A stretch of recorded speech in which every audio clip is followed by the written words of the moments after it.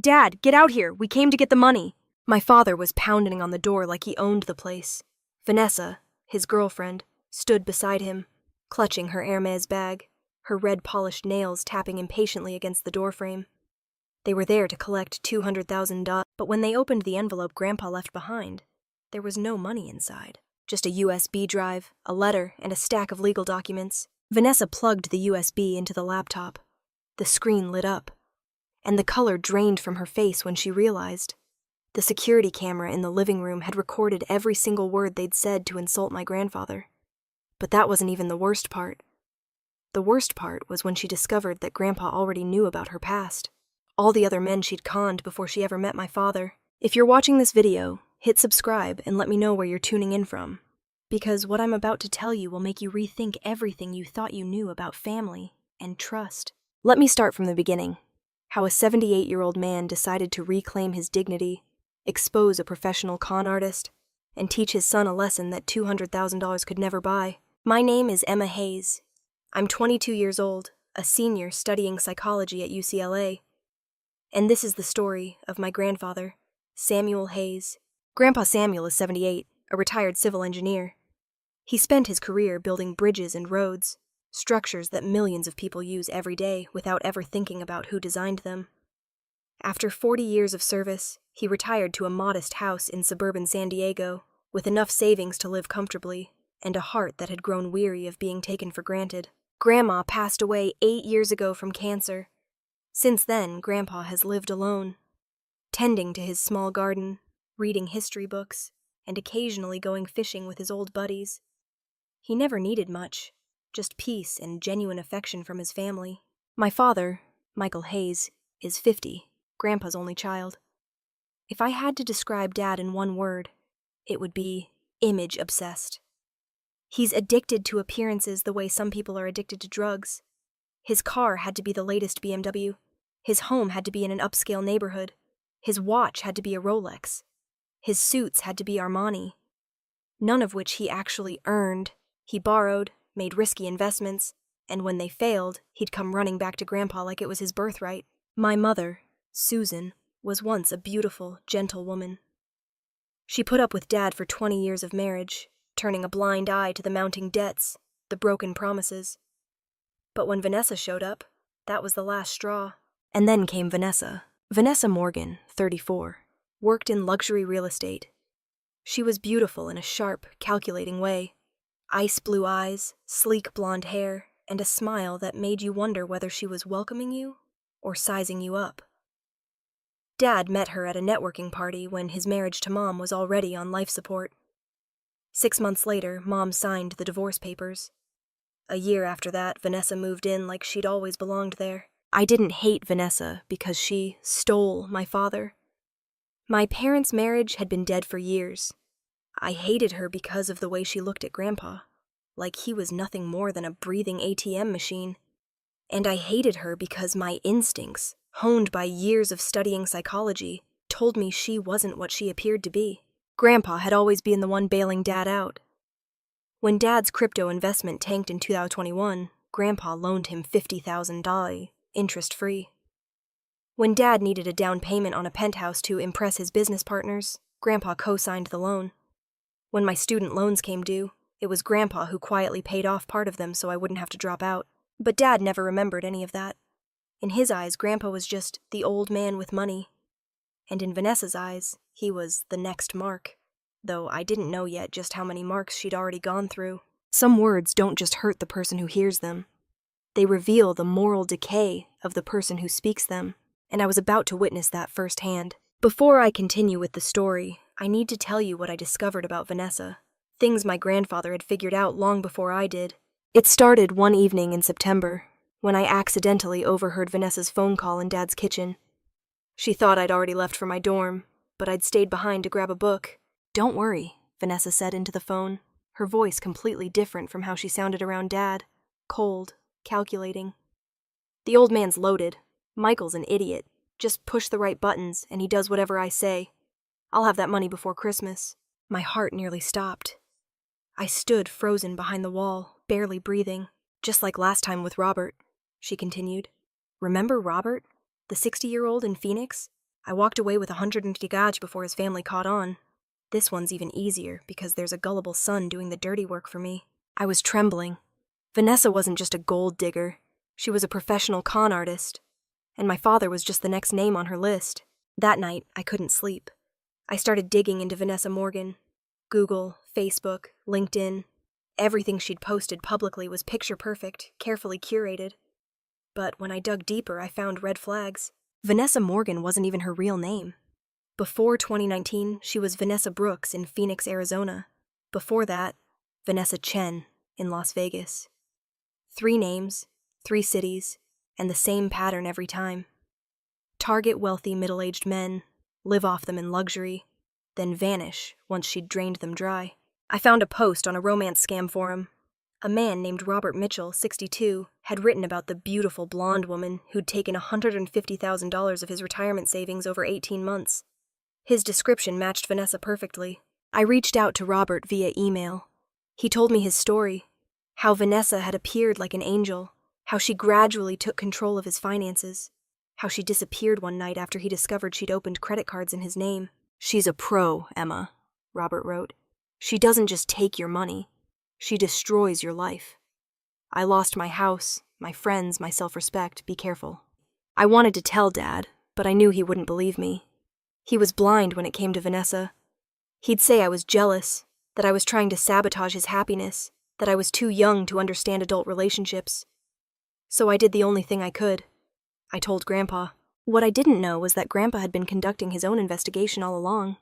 He had an old friend, Frank Peterson, a retired private investigator, and he'd asked Frank to look into Vanessa from the day she first appeared. It took Frank 3 months to uncover everything. The fake names, the conned men, the missing money. "She's a professional, Samuel," Frank told him over the phone. "She never takes too much at once. She bleeds them slowly so they don't notice until it's too late. And by the time they figure it out, she's already gone." "I already know, Emma," Grandpa said when I came to tell him. "I know exactly who she is. I'm just waiting." "Waiting for what?" "For my son to see it himself. If I tell him, he won't believe me. But if he sees the evidence with his own eyes..." He paused, his gaze distant. "Sometimes the most painful lessons are the ones people have to learn themselves." Everything exploded on a Saturday afternoon in November, 2 weeks before Thanksgiving. I was studying in Grandpa's living room when Dad and Vanessa showed up. They didn't call ahead, didn't knock, just walked in like they owned the place. Vanessa was wearing a tight red dress, a diamond necklace I was certain Dad had bought on credit. She glanced around Grandpa's simple living room with obvious contempt, like she was mentally appraising every piece of furniture. "Dad!" my father called out, his voice echoing through the house. "Get out here. I need to talk to you." Grandpa emerged from the kitchen, holding his cup of tea. At 78, he still stood straight, his eyes still sharp. But I noticed a weariness in those eyes, the kind that doesn't come from physical exhaustion, but from years of accumulated disappointment. "Michael," he nodded. "Vanessa." Vanessa didn't bother returning the greeting. She just surveyed the modest room with disdain, then leaned over to whisper to Dad, quiet enough that Grandpa couldn't hear, but loud enough for me to catch every word. "Just get him to sign. Old people are pushovers, just like Robert." My blood boiled. She was comparing my grandfather to her previous victims, but I held back. I wanted to see what Dad would do. "Dad," my father sat down across from Grandpa and pulled a stack of papers from his briefcase. "I need you to sign these. Transfer $200,000 to my account by the end of the week. No please, no explanation, just a demand." Grandpa set his tea down. "What do you need the money for?" "You don't need to know," Dad replied curtly. "It's business. Just sign." Vanessa chimed in, her voice dripping with false sweetness. "Come on, Grandpa. $200,000 is nothing to you. You're not using it anyway. Think of it as investing in the future. Michael has a huge opportunity lined up. We'll pay you back double." I clenched my jaw. Investment opportunity. I knew exactly what that meant. Dad owed $80,000 to the bank, $60,000 to business partners, plus God knows how much from shady loans dating back to his crypto disaster. That $200,000 wasn't for any investment. It was to pay off debts and fund their extravagant lifestyle, and a chunk of it would definitely end up in Vanessa's pocket. Grandpa was silent for a long moment. Then he looked Dad straight in the eye. "Can you tell me what happened to the $50,000 from last year?" Dad stiffened, That was different. The $30,000 before that? Dad! The co-signed loan for the penthouse? Vanessa lost patience. She stood up and walked toward Grandpa, her face a mask of false sweetness barely concealing aggression. Look, Grandpa, stop asking so many questions. You're old now. What do you even need money for? You're living alone in this run-down old house. Just let us borrow it. When Michael makes it big, he'll pay you back, trust me. You're old now. Those words hit me like a slap. But Grandpa, he didn't flinch. He just looked at Vanessa, then at Dad, with an expression I'd never seen before. Not angry, not hurt. Just the cold resolve of someone who had made up his mind. Okay, he said simply. Dad's face lit up. Great, so just sign. I'll need a few days to arrange it. Grandpa cut him off. It's a large sum. I have to coordinate with the bank. Let me talk to my lawyer. Vanessa beamed. As they left, she turned to Dad and said, loud enough for me to hear, see, easy as pie, even easier than Robert. I watched them go, then looked at Grandpa. He sat motionless, but his eyes, they were different. That wasn't the look of someone who'd just been taken advantage of. That was the look of someone who had just made his final decision. And I didn't know that in the corner of the living room, a small security camera, installed after a break-in scare in the neighborhood last year, had captured every word of that conversation, including even easier than Robert. I went back to my UCLA dorm that night, but my mind wouldn't rest. Something about the look in Grandpa's eyes made me uneasy, but also strangely hopeful. That night, Samuel sat alone in his bedroom, laptop open. He didn't sleep. He was re-watching the security footage for the third time. You're old now. What do you even need money for? Easy as pie. Even easier than Robert. Just get him to sign. He watched it again and again, his face like stone. This wasn't the first time his son had treated him this way. But this was the first time he had proof. Proof of his son's ingratitude, and proof of the true nature of the woman who was manipulating them both. He opened a folder on his laptop, the folder containing everything Frank had gathered on Vanessa. The name changes. Robert Mitchell's account. Messages from another victim in Las Vegas. All of it pointing to one person, a professional con artist who had been running this game for over a decade. He whispered to himself, his voice flat, like he was reading a verdict. I've been too kind to people who don't see me as human, but I won't let my son become her next victim. Then he opened a travel website and booked a flight. To Florida, 2 weeks at a small beachside resort in Miami. He'd been thinking about this trip for years, but kept putting it off because the family needed him. Now he understood the truth. They didn't need him. They just needed his money. He opened Word and began writing a letter. Then he called his attorney, Richard Coleman, an old friend from college, and talked until 2 a.m. Richard, he said, I need you to prepare a few things. Cancel every financial guarantee I've signed for Michael. Notify the banks that I'm no longer responsible for any of his debts. And I need you to keep a copy of the file on Vanessa Morgan, just in case she tries to sue me for defamation. The next morning, before he left, he slid an envelope under his bedroom door, right where Dad would find it when he came to collect the money. Inside the envelope, a USB drive containing video of the confrontation, and Vanessa comparing him to Robert. A letter, a set of legal documents, a folder documenting Vanessa's past, from Vanessa Chen to Vanessa Brooks to Vanessa Morgan. No money. He packed his suitcase, turned off his phone, and for the first time in 10 years, chose to live for himself. 4 days later, just as Grandpa predicted, Dad and Vanessa showed up. They arrived like they owned the place. Dad pounded on the door. Vanessa clutched her Hermes bag, the one I was certain Dad had bought on a maxed-out credit card, and wore her $12,200 red-soled Louboutins. Dad, get out here! We came to get the money! No answer. They let themselves in with the spare key Dad always kept for emergencies. I know this because Grandpa's neighbor, Mrs. Eleanor, 70 years old, called to tell me that very afternoon. Emma, honey, Mrs. Eleanor said, her voice worried. Your father and that blonde woman came to Samuel's house. They were yelling, banging on his bedroom door. That woman was cursing like a sailor. I was about to call the police, but then they left. According to Mrs. Eleanor, they searched the entire house. The living room was empty. The kitchen was empty. Grandpa's bedroom was locked. Where the hell did that old bastard go when we need the money? Vanessa shrieked, her voice echoing through the neighborhood, completely different from the sweet tone she used in front of Grandpa. Then they spotted the envelope under the bedroom door. Dad picked it up, grinning. See? He left the money here after all. The old man still loves his son. They tore it open and realized there was no money inside. I know exactly what happened next because Mrs. Eleanor heard everything, and because Dad called me afterward in a complete panic. Inside the envelope was a USB drive and a letter.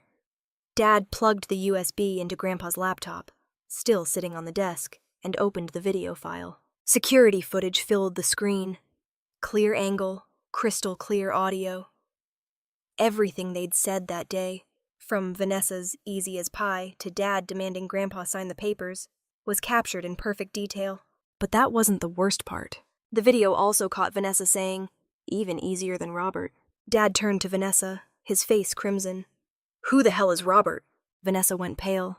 "No one, it's just an expression." But there was also a folder in the envelope. Dad opened it and read everything. The name changes, Robert Mitchell's story, the list of men Vanessa had conned, at least $400,000 over 8 years. Dad's face turned purple, but not from anger at Grandpa, from anger at himself and at the woman standing beside him. Then they opened the letter. Grandpa's handwriting, steady, precise, just like the way he'd lived his whole life. "Michael, you told me not to delay, so I acted that very night. You wanted $200,000, but you paid me with something I couldn't let slide. Disrespect, ingratitude, and the attitude that treats me like nothing but a cash machine. What you're holding isn't money. It's a recording of how you spoke to me, captured by the camera, and I will not be treated that way ever again. As for Vanessa, read the file. I don't want you to become the next Robert Mitchell." Dad. Attached to the letter was a stack of legal documents, all signed by attorney Richard Coleman and notarized. Confirmation that Grandpa had withdrawn all financial guarantees for Dad's loans. Cancellation of any commitments to cover Dad's debts. Official notice to the banks that Samuel Hayes was no longer responsible for any debts owed by Michael Hayes. A letter to his attorney. "If anyone attempts financial or psychological abuse against me, this is the evidence." Dad nearly collapsed. Not because he lost $200,000, but because Grandpa had known all along. He knew they were using him. He knew who Vanessa really was. And this time, he wasn't staying silent. Vanessa, having just watched a video of herself mocking a 78-year-old man and having her entire history exposed, immediately switched to survival mode. "I had nothing to do with this. This is between you and your father. He's slandering me." Dad whipped around, eyes bulging. "Slander? You conned a 62-year-old man out of $150,000. How many other men were there before me?" "I never... The file is right here. You think I'm blind?" They screamed at each other right there in Grandpa's living room. Two people who once swore they loved each other, now tearing into one another like strangers fighting over the last lifeboat on a sinking ship. Mrs. Eleanor heard it all from across the fence, and I knew that within 24 hours, the whole neighborhood would know the story. The days that followed were a cascade of dominoes falling. The bank called. Dad's mortgage, which had depended on Grandpa's guarantee, was frozen. The debt was suspended. No one was backing him anymore. Michael Hayes was officially facing bankruptcy. His credit score plummeted from 720 to below 500. In just 2 weeks, credit cards were canceled. The penthouse, the one he'd bragged about for years, was headed for foreclosure. But what destroyed him most wasn't the money. It was Vanessa. After reading the file, Dad confronted her. She couldn't deny it anymore. The evidence was overwhelming. She admitted to dating at least 3 other men before him, taking a combined total of over $300,000. She called it survival. "I really do love you, Michael," she sobbed. "Those other men were different. You're special." But Dad, as foolish as he'd been, couldn't believe her anymore. Not because he'd suddenly gotten smart, but because the video had captured everything. She'd called him an idiot. She'd compared Grandpa to Robert. She'd laughed about how easy he was. On Thanksgiving night, just 1 week after everything unraveled, Vanessa came to see Dad. But not for turkey. "Michael," she said, her voice ice cold, her real voice. "I'm not staying with a man whose own father has cut him off and has a file on me. You're going to hand over that file, or I'll sue you for defamation." Dad stared at her, eyes bloodshot. "Sue me? You're a con artist and you want to sue me? You have no proof." "My father does, and so does his lawyer. Want to test that?" Vanessa's face went white. She understood that if that file went public, or worse, to the police, She'd lose everything. She could even be prosecuted for fraud. She spun on her stiletto heels, crossed the hardwood floor, and walked out the door without looking back. 3 days later, I heard she'd left San Diego entirely, moved to another city, probably to find her next mark. Dad collapsed onto the couch, face buried in his hands. For the first time in my life, I saw my father cry. "Dad, what have I done?" But no one answered. Grandpa was in Florida, watching the sunset over Miami Beach, finally living without worrying about who would come asking for money next. I flew to Florida the first week of December, right after finals. The resort where Grandpa was staying was a small beachside place. Nothing fancy, nothing flashy, just blue ocean, cool breeze, and the peace he'd deserved for so long. I found him sitting on the porch, reading a book about Roman history, a cup of tea beside him. He looked calm, like nothing had happened, or maybe like someone who had finally set down a burden he'd carried for a decade. "Emma." He looked up when he saw me, his familiar gentle smile appearing. "What are you doing down here? Are your exams over?" "They're done, Grandpa." I sat down in the chair next to him, gazing out at the sea. "I was worried about you." "Worried about what? You're not angry, are you?" He was quiet for a moment, watching the horizon where the sun was beginning to set. Then he sighed softly. "No, anger means you still hope the person will do better. Your father doesn't want to do better. At least not yet." I bit my lip. "Then why did you record the video? Why did you leave the file about Vanessa? Why didn't you just tell Dad directly?" He turned to look at me, his eyes deep as the ocean. "Because I did tell him, Emma. I told him many times. But they wouldn't listen. They only listen when there's evidence. And Vanessa? I don't hate her. She's just a product of a society that teaches people money is everything. But I couldn't let my son become her next victim. No matter how foolish he's been, no matter how badly he's treated me, he's still my son." I hugged him, my tears falling onto his shoulder. He patted my back gently, the way he used to when I was little. "You know what hurts me most, Emma?" "What?" "It's not losing money. It's not being disrespected. It's that I raised a child, loved him his whole life, and he grew up to see me as nothing but a tool. That's the greatest failure a father can have." I didn't know what to say. I just held him tighter. "But you," he continued, his voice warmer, "you give me hope. You're proof that not everyone grows up forgetting what real family means." The months that followed were the darkest of my father's life. Business partners pulled out when they heard Grandpa had withdrawn his guarantees. In the business world, that's a red flag. If your own father doesn't trust you, why should anyone else? Dad was dropped from new investment projects. His accounts were frozen by the bank. The penthouse was foreclosed in February. His BMW, the symbol of success he'd always flaunted, was repossessed one rainy night. His social friends vanished.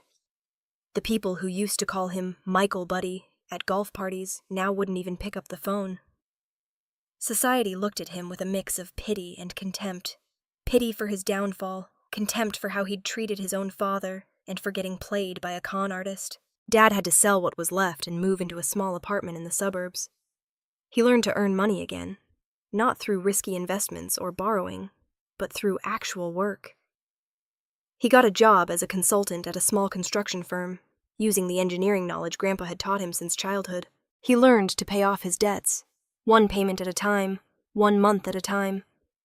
He learned to take responsibility, with no one to bail him out, no one to blame, and most importantly, he learned how to apologize. In April, he sent Grandpa a letter, handwritten, not an email.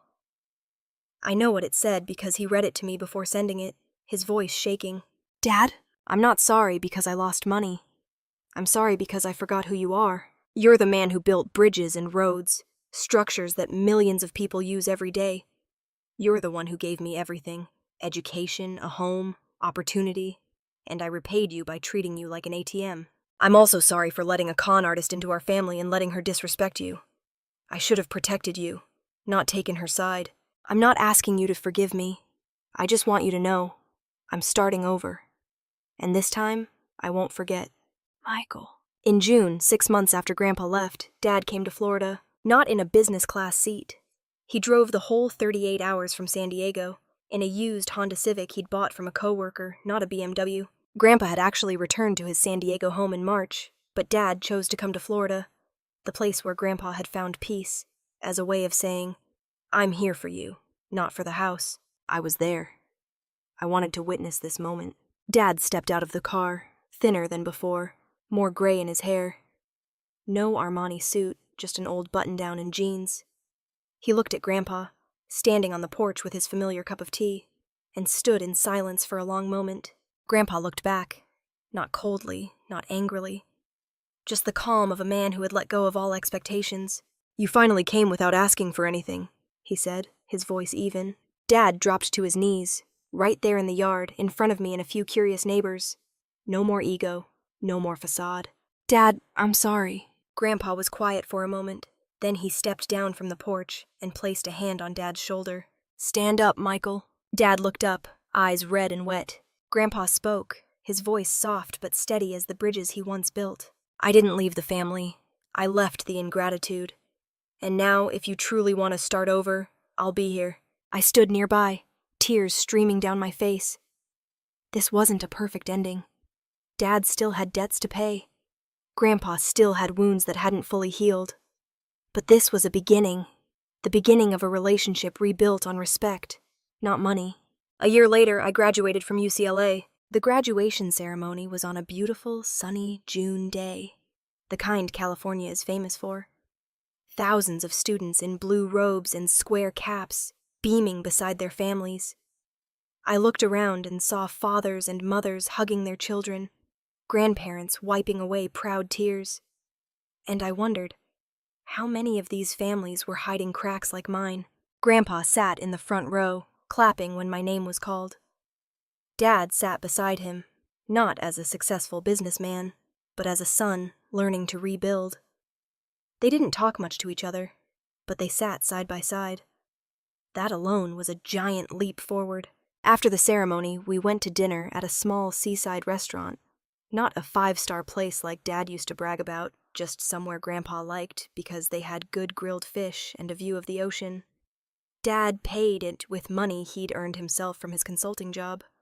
Not borrowed, not from Grandpa. As I sat watching these two men in my life talk, not about money, not about investments, just about weather, the ocean, life, old memories from when Dad was a kid, I realized something.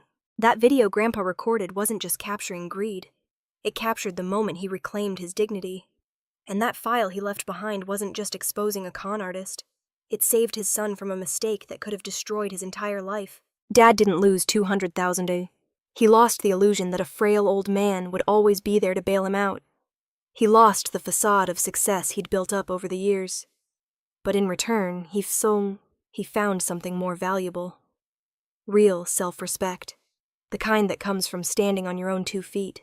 And Vanessa, she lost the chance to exploit a family she never really belonged to. She also lost another potential mark, because now Grandpa's lawyer has her file. I heard she moved to another city, changed her name again. Probably hunting for her next victim. But at least our family isn't on that list anymore. Sometimes the most expensive lessons aren't about money. They're about how we treat the people who love us unconditionally. They're about recognizing who truly cares for us, and who just cares about what we can give them. Real family isn't the people who give you money when you need it. Real family is the people you still respect, even when they have nothing left to give. My grandfather taught my father that lesson in the most powerful way possible, not with words, but with action. He didn't yell, didn't cry, didn't beg. He simply walked away and let the truth speak for itself. And through this story, I want to share that lesson with all of you. If you're in a similar situation, being exploited by family, treated like a tool, having your worth forgotten, remember this. You have the right to reclaim your dignity. You have the right to say no. And you have the right to walk away from ingratitude to find people who truly value you. Age doesn't mean weakness.